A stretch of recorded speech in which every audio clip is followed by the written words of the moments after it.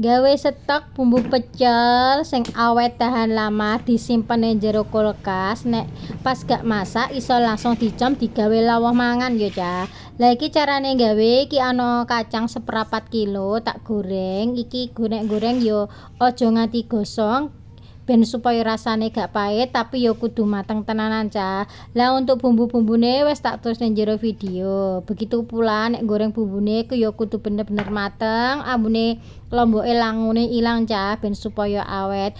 Lah kacange mang nek wis adem terus tak blender ngono wae. Tak blender ngawe blender Mitochiba hasile sing bener-bener lembut kaya ngene iki Cah.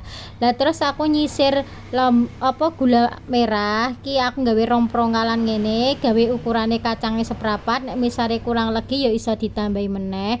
Terus tak elokno blender awar bumbune, tak imbohi com-coman banyu asem Jawa. Lah kanggo bumbune ki aku ya cukup uyah tok wae, gak usah nggih penyedap. Menurutku cuma uyah tok wae rasane wis dijamin widuk Cah. Lah terus bumbune nek wis lembut mang terus diawur-awurno dadi siji karo kacange sing wis mari di blender sampai merata kaya ngene. Lah nek wis rata kaya ngene iki Cah, terus disimpen ning jero plastik, dilebokno ning jero kulkas. Iki iso awet tahan lama kira-kira sampai 2 bulan Cah. Rasane ya widuk.